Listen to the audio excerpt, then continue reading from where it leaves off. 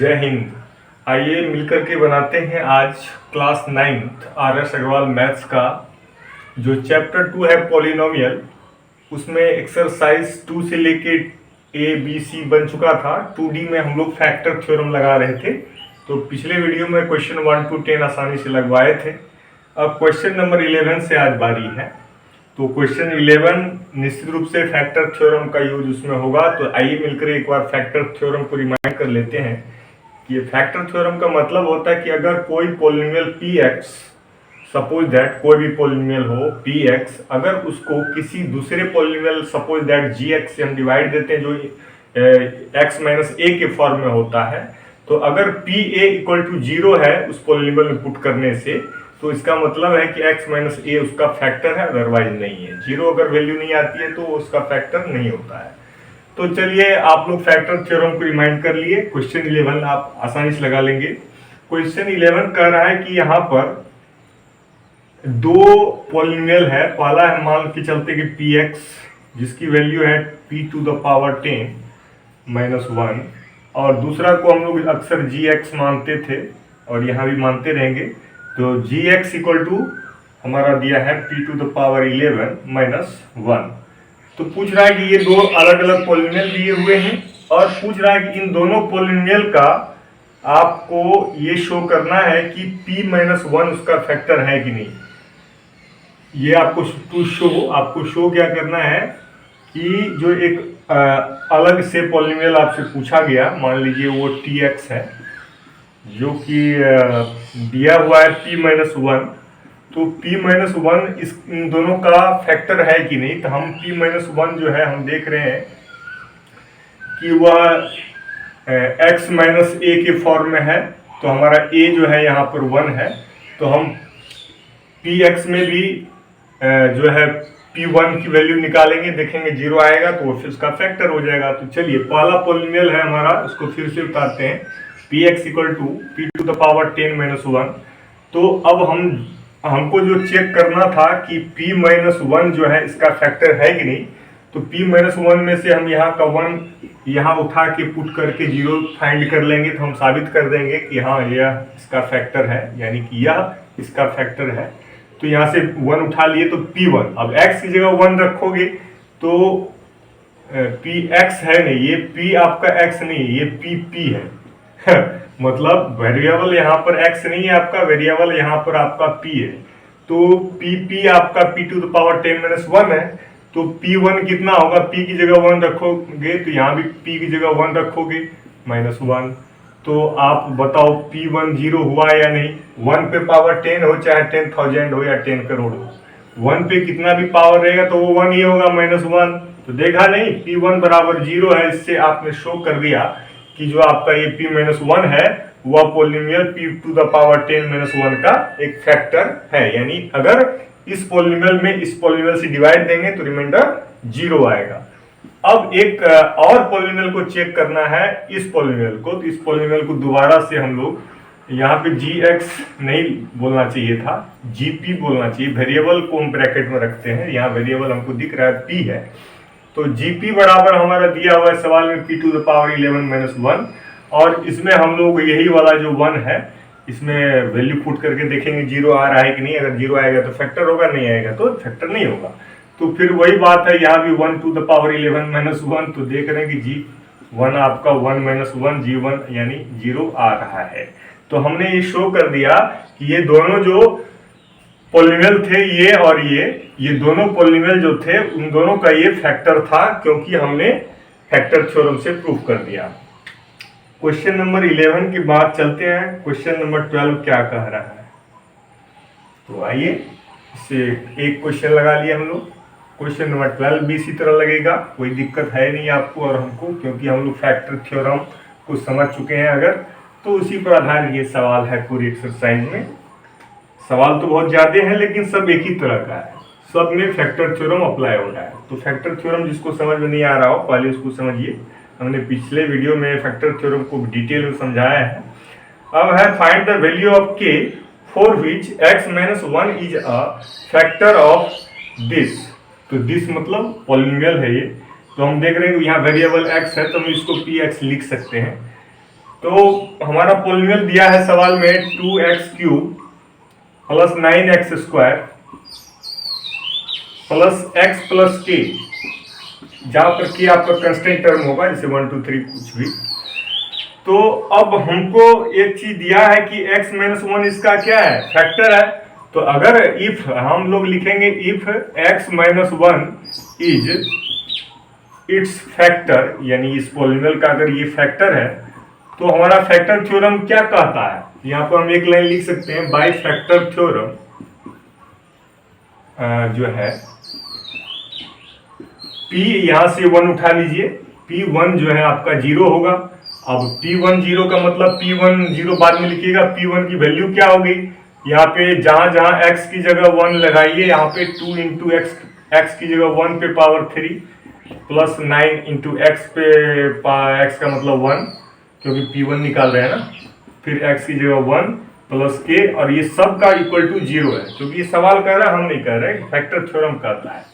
तो अब हम लोग इससे को सॉल्व करके k की वैल्यू निकालने जा रहे हैं। 2 इंटू 1 पे पावर q हो गया 2, और 9 इंटू 1 स्क्वायर हो गया 9, प्लस 1 का 1 plus k equal to 0।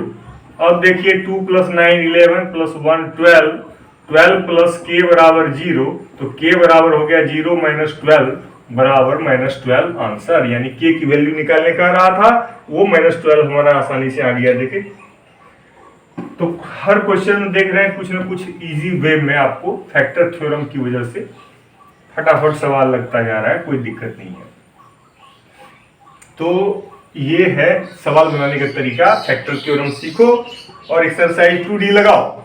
Question number 12 के बाद क्वेश्चन नंबर 13 को समझने की कोशिश करते हैं, जिसमें कह रहा है कि find the value of A for Apple for which x minus 4 is a factor of.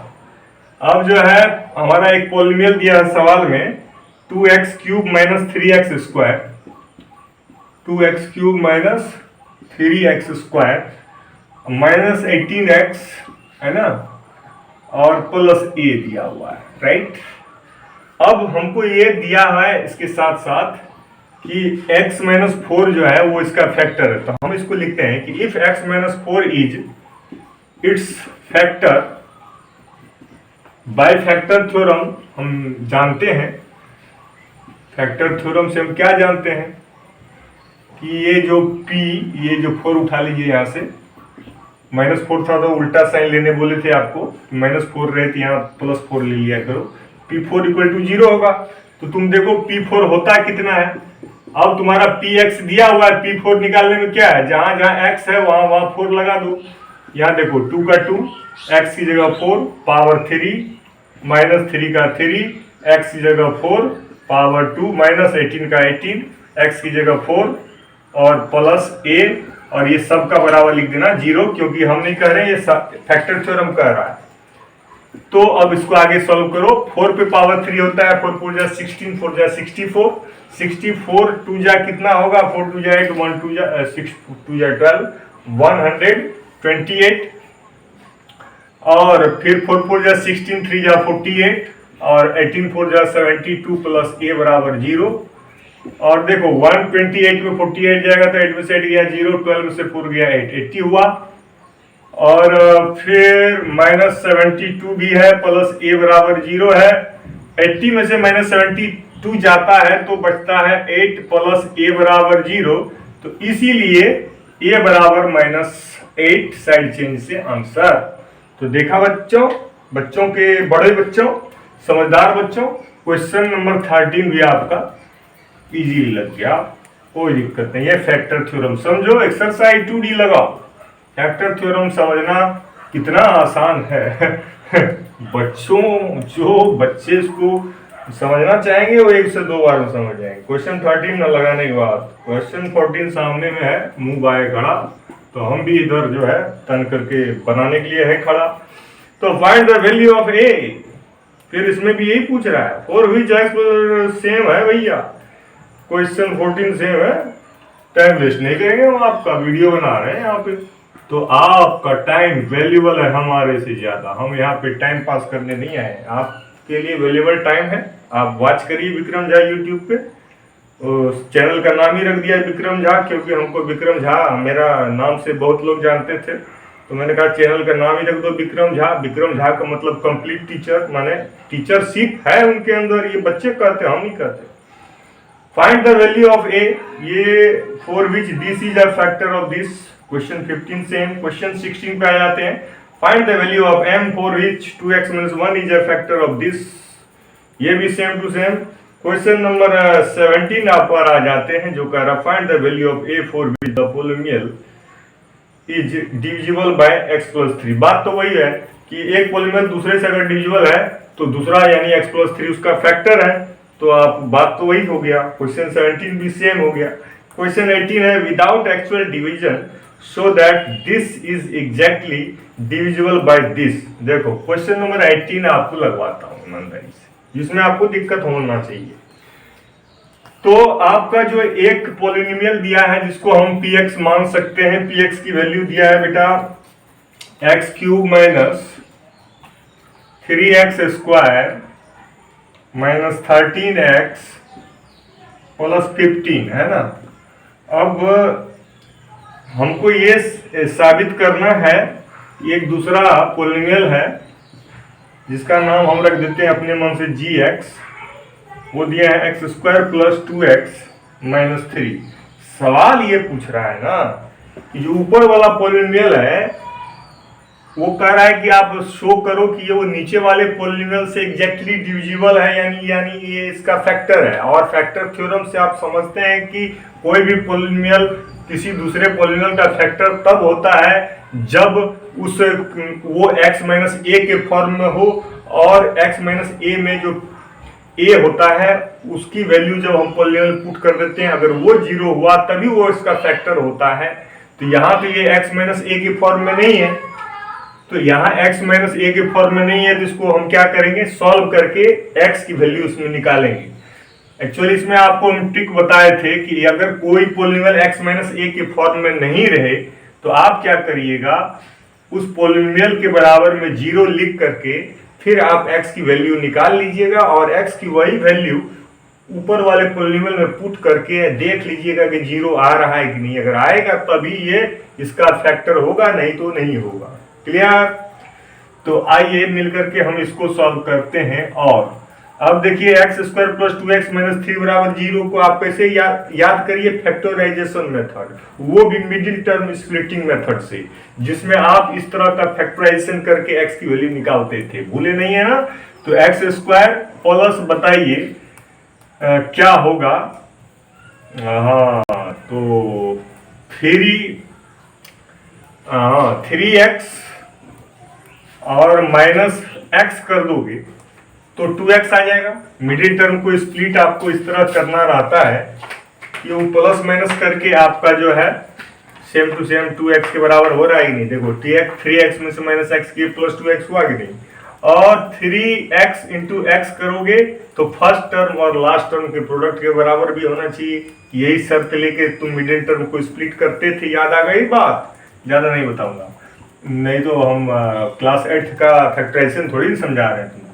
Equal to 0। अब देखो इसमें क्या है कि ये दोनों चीज एक जगह रखो तो इसमें कुछ कॉमन दिख रहा है। x² प्लस 3x में कोई भी बोलेगा कि सर x कॉमन ले लीजिए, तो यहाँ बचा x और बचा यहाँ पे प्लस 3।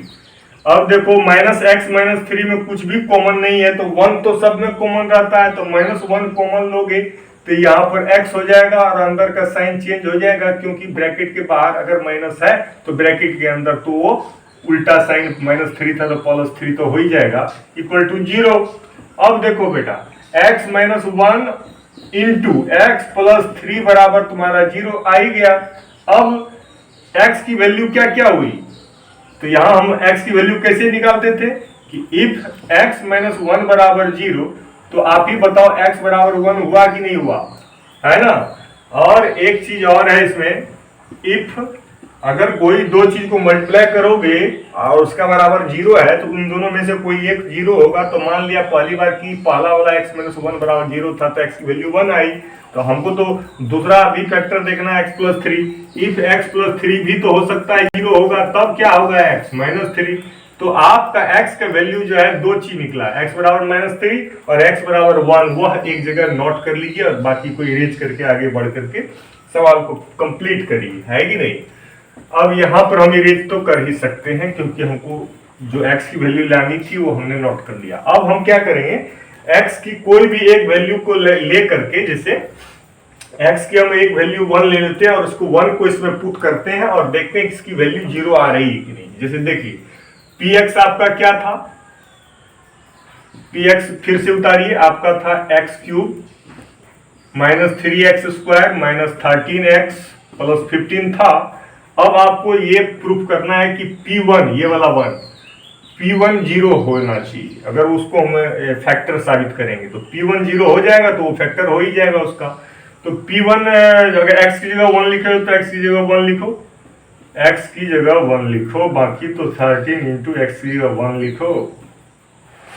देखो 1 का क्यूब तो 1 ही होगा, -3 का 3 -13 का 13 + 15 का 15। देखो बेटा अब क्या है कि ये 1 - 3 कितना होता है, आपको -2, अब -2 - 13 कितना होता है -15 और उधर +15 है। देखो 0 आया कि नहीं, 0 आ गया। इसका मतलब है कि ये जो नीचे वाला पॉलिनोमियल है वो उसका फैक्टर है ही है, हमने ये दिखा दिया। अब कहोगे सर आपने तो x की वैल्यू 1 लेके दिखाया, अब x की वैल्यू -3 लेकर के भी दिखाइए, तो p -3 निकालोगे तो LHS में x की जगह -3 रखे हो तो RHS में भी x की जगह -3 रख करके बनाओ। यहां से देखो x -3 का पावर 3 -3 इंटू x था -3 का होल स्क्वायर -13 इंटू -3, x की वैल्यू -3 है भूलो मत, +15 का +15। अब देखो इसको सॉल्व करो तो -3 को 3 बार मल्टीप्लाई करोगे तो -27 तो आएगा ही, और यहाँ -3 का होल स्क्वायर करोगे तो +9 इंटू -3 हो गया -27 बेटा, और -13 3 जा +49, सॉरी 13 3 जा क्या होता है 39 ना, 39 + 15 है। अब देखिए माय डियर -27 हो गया -54 हुआ कि नहीं, और प्लस 39 + 15 क्या होता है 9 5 14 का 4 कैरी 1 3 1 होगा 54। देखा -54 + 54 आखिर 0 आ गया ना, तो आप कह दीजिए यस। क्या यस, जो आपको सवाल पूछा जा रहा था कि ये जो है नीचे वाला पॉलिनोमियल वो ऊपर वाले पॉलिनोमियल का फैक्टर है कि नहीं, तो आप कहे कि हाँ है। कैसे, तो जब नीचे वाला पॉलिनोमियल है उसके बराबर में 0 लिख करके आपने यहाँ जो मैंने किया था x की वैल्यू निकाले और दो वैल्यू आया x का, इस दोनों वैल्यू को दिए गए पॉलिनोमियल पुट किए इक्वल टू 0 आया। तो फैक्टर थ्योरम क्या कहता है कि अगर कोई पॉलिनोमियल x - a के फॉर्म में रहे तो pa बराबर अगर 0 है तो x - a वाला जो पॉलिनोमियल है वह दिए गए पॉलिनोमियल का फैक्टर होगा। और यहां तो मैंने आपको ट्रिक से भी बताया, चलिए आप बनाएंगे तभी समझ में आएगा। बनाते रहिए, समझते रहिए। क्वेश्चन नंबर 18 थोड़ा अलग था तो हमने बनवाया आपको।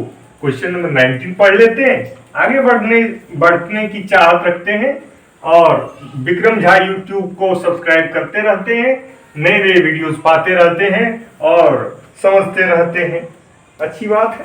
क्वेश्चन नंबर 19 पे आ गए, देखता हूं क्वेश्चन नंबर 19 को लगवाने की कोशिश में क्या है कि if this has x - 2 as a factor and leaves a remainder 3 when divided by x - 3, find the value of a and b of absolutely। ये सवाल हम लोग लगा लेते हैं। क्वेश्चन नंबर 19 लिखिए। तो इसमें आपका px कितना है x³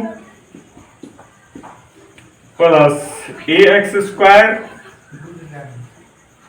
+ bx +6 है, राइट।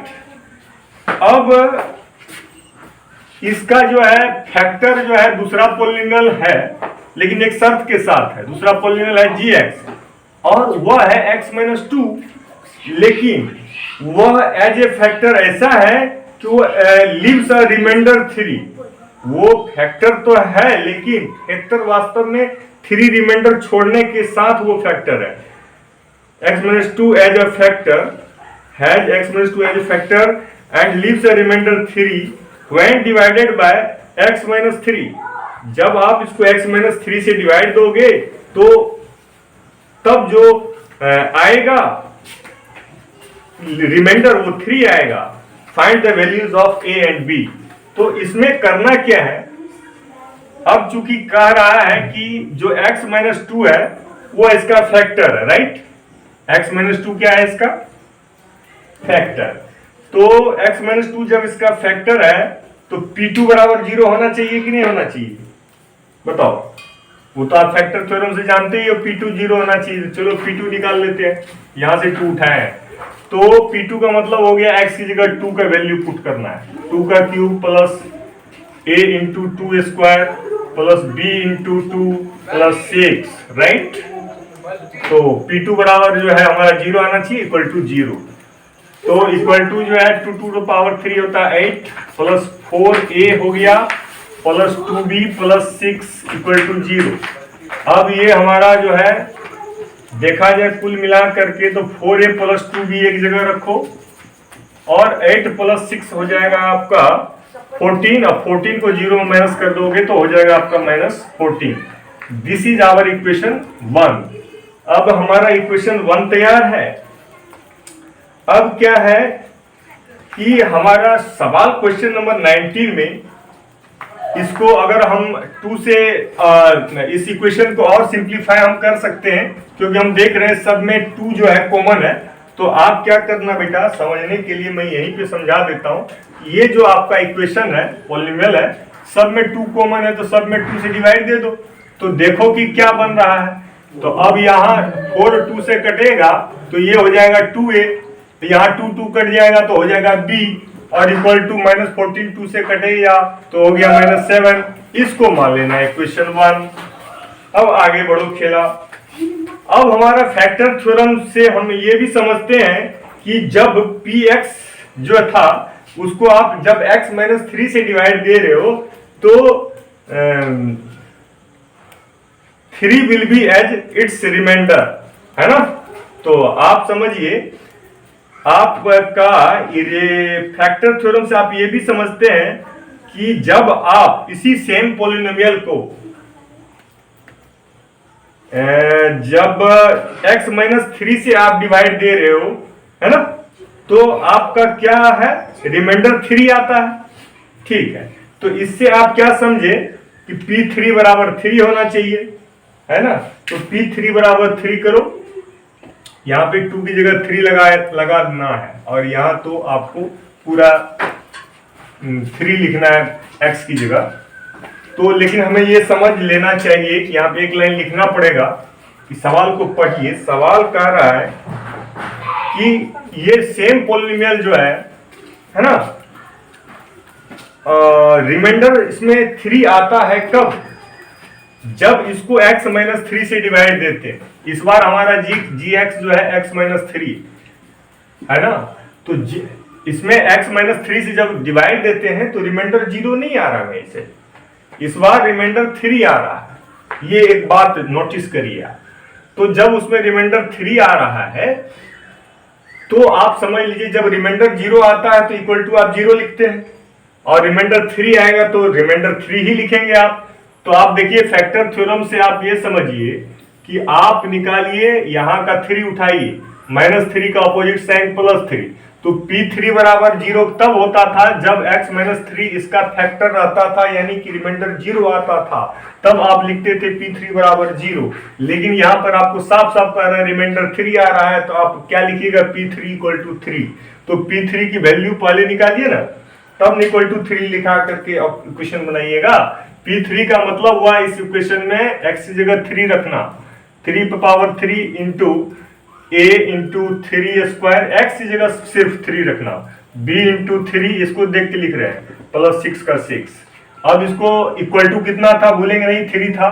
फैक्टर थ्योरम से दिमाग लगा के बताएं अभी, 3 3 9 3 27 प्लस ये हो गया 3 3 9a, और प्लस ये हो गया तुम्हारा 3b प्लस 6 बराबर 3, और यहाँ पर बराबर क्यों लिख रहे हो, इक्वल टू एक ही जगह रहने दे और लिखो, इक्वल टू यहाँ है ही।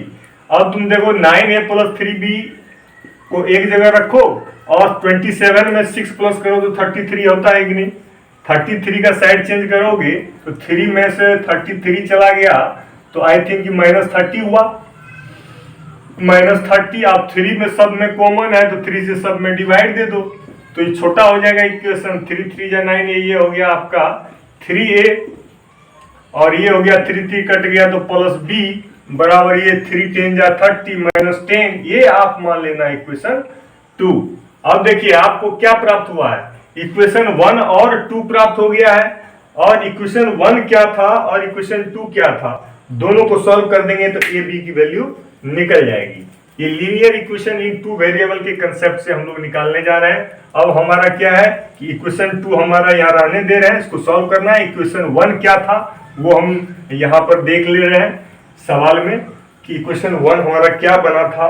इक्वेशन 1 बना था, याद करिए आपका इक्वेशन 1 बना था 2a plus b equal to -7, जिसको हमने अभी इरेज कर दिया था। ये इक्वेशन 1 था और इक्वेशन 2 को इसके पास ही लिख दो। 3a प्लस b बराबर आया है -10, आया है ना। ये है हमारा इक्वेशन 2 3a। हाँ, तो अब इसको सॉल्व आप कई तरीके से करते हैं, तो हम आपको सिखा रहे हैं यहाँ पे एलिमिनेशन मेथड से सॉल्व करना, जो सबसे इजी रहता है। और देखो यहाँ पर क्या है कि इक्वेशन 1 में जब इक्वेशन 2 को आप सब्ट्रैक्ट कर दोगे तो क्या होगा कि यहाँ देखो, यही पे डायरेक्ट लिख देता हूं कि सब्ट्रैक्टिंग, एक लाइन लिख देना, सब्ट्रैक्टिंग इक्वेशन 2 दिख रहा है नीचे वाला फ्रॉम इक्वेशन 1। इक्वेशन 1 में से जब इक्वेशन 2 को कोई सब्ट्रैक्ट करेगा तो नीचे का जितना भी चीज है वो प्लस माइनस प्लस यानी अपोजिट साइन हो जाएगा। तो -3a प्लस 2a होता है -a प्लस b, और सॉरी ऊपर में है प्लस b, नीचे में अब तो -b हो गया था, दोनों कट गया, एलिमिनेट हो गया। एलिमिनेशन मेथड से बना रहे हैं हम लोग, सबसे इजी वाला मेथड। और +10 -7 होता है कितना, +3। तो -a बराबर अगर 3 है तो a इक्वल टू -3 आया, और a इक्वल टू अगर -3 आया, इसी की वैल्यू हम इक्वेशन 2 में या 1 में किसी भी इक्वेशन पुट कर देंगे तो b की वैल्यू आ जाएगी। तो putting this value, putting a equal to -3 जो आया है आंसर इन इक्वेशन 2, किसी भी इक्वेशन में रख सकते हो 1 या 2 किसी में, तो 2 चूंकि थोड़ा छोटा इक्वेशन है इसीलिए हम लोग रख रहे हैं उसमें। तो क्या है कि 3a है तो a की जगह -3 रख देते हैं, प्लस b है तो b की जगह b ही रखोगे क्योंकि निकालना है, इक्वल टू -10। तो देखो b बराबर क्या हो गया, -10 अपने साइड में रहेगा और यहाँ -9 जो है साइड चेंज होगा तो +9 हो जाएगा। तो b बराबर आ गया आपका -1 और a बराबर था 3, तो आप एक जगह आंसर लिख लीजिए a बराबर 3 और b बराबर -1 आंसर मिला लीजिए। आपका आंसर है a इक्वल टू -3, -3 था ना, इक्वल टू -3 था, और b इक्वल टू जो है -1। यही आपका एकदम करेक्ट आंसर आ गया है, मैं देख पा रहा हूँ। Thank you very much. अब हम लोग आगे की तरफ बढ़ रहे हैं, क्वेश्चन नंबर 20, इससे अगला सवाल आ रहा है जो देखेंगे कैसा है, और फिर उसको भी अगर सेम होगा तो बढ़ा देंगे, नहीं तो उसको लगाएंगे। और पूरा एक्सरसाइज फिनिश्ड। एक्सरसाइज तो लंबा चौड़ा बना देता है आर.एस. अग्रवाल, लेकिन क्या है कि सारे सवाल थोड़े थोड़े डिफरेंस में होते हैं जो दिमाग के तेज बनने के लिए आवश्यक है। क्वेश्चन नंबर 20 कह रहा है कि find the values of a and b so that the polynomial this is exactly divisible by this and this.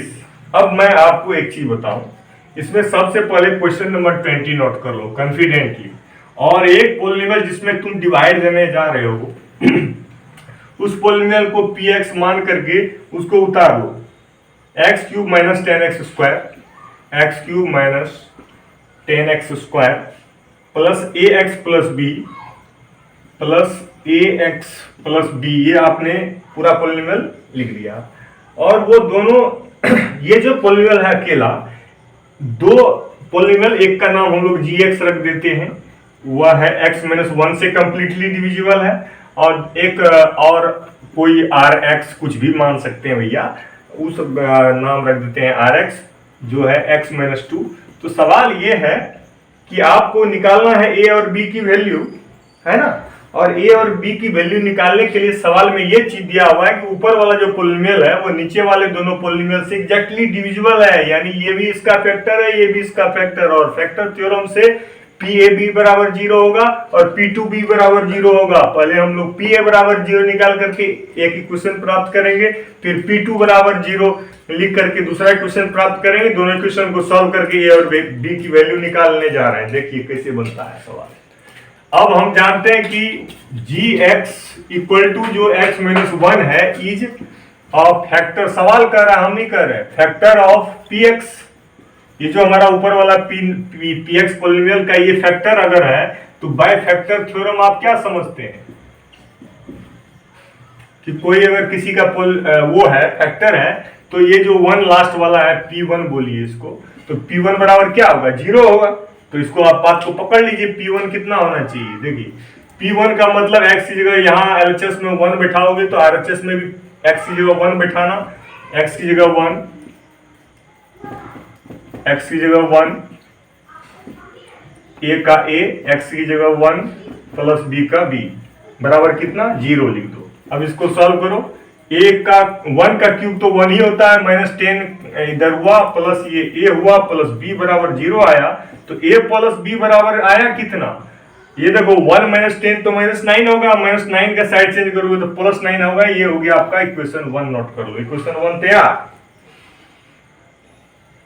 अब यहीं पर वही सेम टू सेम इसके लिए बता रहा हूं, दूसरा एक और फैक्टर है। दिए गए पोलिनोमियल में कोई चेंज नहीं है। अब दिया गया जो पोलिनोमियल है px, उसका एक फैक्टर और है कि आप लिखना कि rx equal to x minus 2 is also the factor of px, ऊपर वाला पोलिनोमियल का फैक्टर है ऑफ px, राइट। तो इससे आप क्या समझे कि जो है p और यहां से 2 उठा लो, p2 आपका क्या होगा 0, पकड़ लो इस बात को, p2 0 होना चाहिए। देखिएगा ये इक्वेशन 1 से हमें काम है, इसको इरेज ना हो पाए। ओके, तो p2 बराबर 0 से दूसरा इक्वेशन बनाने जा रहे हैं हम लोग। तो p2 बराबर 0 का मतलब ये हुआ p2 होगा कितना, p2 का मतलब कि x जगह 2 लगाए हैं तो x की जगह 2 लगाओ, 2 क्यूब -10 इंटू एक्स की जगह 2 स्क्वायर है प्लस a का a इंटू एक्स की जगह 2 प्लस b और इक्वल टू में तो 0 है, ये हमारा इक्वेशन बनवाएगा और हम बना लेंगे इक्वेशन। अब देखिए 2 टू द पावर 3 8 होता है, 2 टू द पावर 4 10 जा 40 होता है, प्लस 2a हो गया प्लस b बराबर 0। अब इसको सॉल्व अगर करोगे तो देखोगे तुम कि 2a प्लस b अपने साइड में है, 0 अपने साइड में है, और 8 - 40 होता है, -32 का साइड चेंज करोगे तो +32 हो जाएगा। ये हो जाएगा तुम्हारा इक्वेशन 2। और इक्वेशन 1 और 2 को सॉल्व करने के लिए इक्वेशन 1 में 2 को सब्ट्रैक्ट कर देंगे, हमारा एलिमिनेशन मेथड से ए बी की वैल्यू आ जाएगी। चलिए, जब ए बी की वैल्यू आ जाएगी, वही तो मांग रहा है, तो हम बाकी चीज को इरेज कर देते हैं। अब हमारा सवाल जो है एकदम छोटा बन गया है। ये इक्वेशन 1 और 2 को सॉल्व करके ए और बी की वैल्यू हम लोगों का निकल जाएगा आंसर। तो इसीलिए हम लोग पूरा स्पेस जो बनाए हैं यहाँ पे, तो दोनों को एलिमिनेशन मेथड से सॉल्व करने जा रहे हैं और कुछ नहीं। तो हम लोग लिखेंगे सिंपली एक लाइन हेयर कि subtracting equation 1 from equation 2 from equation 1, किसी में किसी को सब्ट्रैक्ट कर दो। सब्ट्रैक्टिंग इक्वेशन 2 फ्रॉम इक्वेशन 1, याद रहेगा ना, इक्वेशन 1 पहले उतार दो ऊपर में, ये देखो यहां से, और उसमें सब्ट्रैक्ट करने का मतलब कि किसको सब्ट्रैक्ट करना है, 2a plus b equal to 32 को सब्ट्रैक्ट करना है। तो सब्ट्रैक्ट करोगे तो सब्ट्रैक्ट करने के लिए नीचे का सारा साइन उल्टा कर दोगे, तो -2a प्लस a हो गया -a, ये देखो एलिमिनेट हो गया b, और यहाँ हो गया इक्वल टू -32 में 9 जाएगा तो क्या बचेगा, 12 में से 9 गया 3, 12 में से 9 गया 3 और 23 हुआ, 23 माइनस में आया, देखो माइनस दोनों तरफ है तो माइनस माइनस कैंसिल, तो a की वैल्यू आ गई आपकी 23, है ना। a की वैल्यू 23 जब आ गई तो इसी वैल्यू को एक आंसर आ गया आपका। अब इसको आप इक्वेशन 1 में पुट करोगे, b की वैल्यू आ जाएगी, यहाँ देखो खेला। अब पुटिंग यहीं पे लिख देता हूं, putting a equal to 23 in equation कितना 1 में रखना सही रहेगा तुम्हारे लिए। तो मान लो a की वैल्यू 23 पुट करोगे इसमें, तो ये हो जाएगा 23 प्लस बी इक्वल टू 9 था, बी बराबर आ गया 9 माइनस 23 इक्वल टू मतलब 39 या 4 माइनस 14 आपका बी हुआ, और ए कितना था एक जगह लिख के आंसर लिखा जाता है, ए इक्वल टू 23 था। तो ये देखो आपका ए बी का वैल्यू आंसर मिला लो। ए बी का value question number 20, question number 20 ए की वैल्यू कितनी आई और बी की वैल्यू कितनी आई। तो कह रहा है कि ए की वैल्यू आई 23 और बी की वैल्यू आई -14। इसी तरह अब हम लोग अगले दिन अगले वीडियो में आगे के क्वेश्चन भी सेम टू सेम है, जो आपके इसमें टोटल सम्स है जो है ज्यादा नहीं है, 25 सम्स है। तो 20 तक अगर हमने बना दिया है तो उम्मीद करते हैं कि आप इस पूरे एक्सरसाइज को पूरे अच्छे से बना लेंगे। फिर मिलेंगे आपसे हम अगले वीडियो में। उम्मीद करते हैं कि आपका पॉलिनोमियल का ये चैप्टर अच्छे से समझ में आया होगा। मेरे साथ एंजॉय करते रहिए, मेहनत करते रहिए और सेफ बने रहिए। आजकल तुम घर पे ज्यादा मेहनत करिए, बाहर तो कोचिंग ट्यूशन कहीं भी सब बंद है ही ऑलरेडी। तो जान बचाना है हम लोग को, पहले सुरक्षित रहना है, और जब घर में है तो पढ़ाई तो हो ही सकती है, मैं भी पढ़ा सकता हूँ, और मैं इसीलिए जो है आपको ज्यादा वीडियोस बना बना के भेज रहा हूँ। आपका कर्तव्य है कि आप अपना जो है पढ़ाई को नियमित रूप से निरंतर होकर के करो।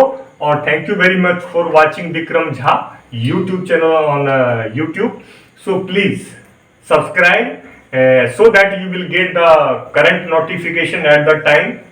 Before you have to just watch Facebook, whatever, Twitter or Instagram I post there.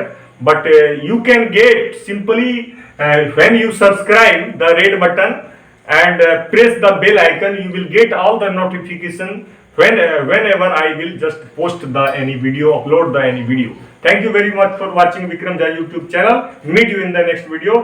Till then, take care. Bye.